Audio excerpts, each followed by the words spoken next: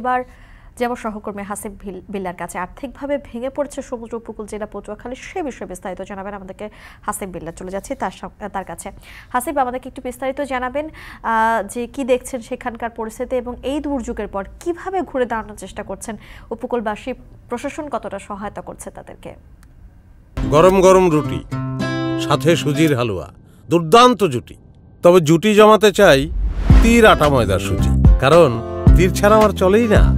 আসলে আমি যেখানে দাঁড়িয়ে রয়েছি এটি একটি নদীর পাড়ে, পায়রা নদীর পাড়ের এখানে যে যখন ঘূর্ণিঝড়টা আঘাত হানে ঠিক এই সময় এই এলাকার মানুষ তো তখন এখানে ছিলেন না, তারা সবাই আশ্রয় কেন্দ্রে ছিলেন, কিন্তু ঘর বাড়ি মানে পুরো একেবারে অনেকটা ভাসিয়ে নিয়ে গেছে, অনেক ঘর বাড়ি বিধ্বস্ত হয়েছে। আসলে এরকম একটা পরিস্থিতি থেকে তারা কিভাবে ঘুরে দাঁড়াবেন, মানে এইটার চিন্তায় তারা একেবারে অসহায়, তারা নিরুপায় অবস্থায় আমাদেরকে জানাচ্ছিলেন যে তাদের যে একমাত্র জীবিকার অবলম্বন বেশিরভাগ ক্ষেত্রেই মাছ, এবং যারা এখানে মাছ চাষ করেন, এখানে এই নদীতে মাছ চাষ করেন এবং এখান থেকে এরা সমুদ্রের ঠিক পাশেই, সমুদ্র উপকূলের থেকে প্রায় আমি 25 কিলোমিটার ভিতরে অবস্থান করছি লোকালয়ে, এই যে নদীর পাড়ে, কিন্তু এখান থেকে মানুষ হচ্ছে সমুদ্রে যায়। কিন্তু তারা বলছেন তাদের যে জাল, তাদের যে মাছ মারার যে সব সরঞ্জাম, নৌকা, এগুলো ভেসে নিয়ে চলে গেছে এই ঘূর্ণিঝড়। এবং এখানকার যারা স্থানীয় তারা বলছেন যে সিডোরের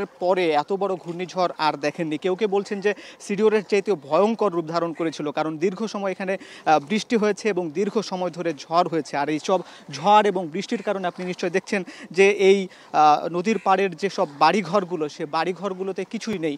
যেখানে মানুষ বসবাস করতেন, যেখানে খাবার দাবার রান্না করতেন, সেই রান্নাঘর, শোবার ঘর, এবং এই সেখানে আমরা দেখতে পাচ্ছি যে কাঠের ঘর এবং একই সঙ্গে এই ইটের ঘর, টিনের ঘর, এই সবগুলো কিন্তু একেবারে বিধ্বস্ত হয়ে গেছে।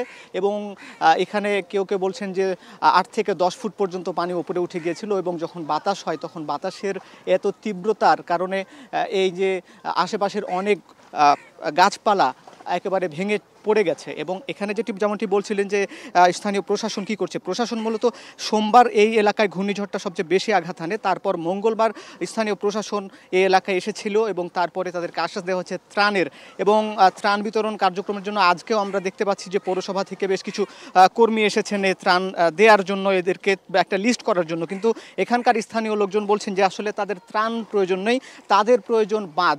এই যে নদীটির পাশে আমরা দাঁড়িয়ে আছি, ঠিক এই নদীর পাশ ঘেরে যদি একটা বড় উঁচু বাঁধ তৈরি করে দেওয়া হয় তাহলে এদের জন্য স্থায়ী একটি সমাধান হতে পারে।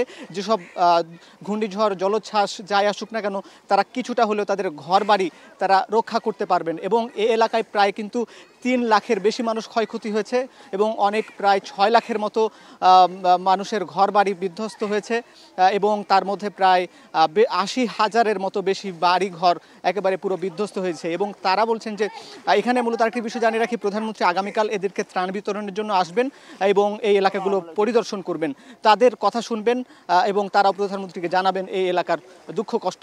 এই ছিল আমার কাছে এই পটুয়াখালীর নিমতলির এই ঘূর্ণিঝড় পরবর্তী খবরাখবর। ঘূর্ণিঝড় রিমালে পটুয়াখালীর এলাকার উপকূলবাসীর প্রান্তিক মানুষের ক্ষয়ক্ষতির খবর জানাচ্ছিলেন সহকর্মী হাসিব বিল্লাহ।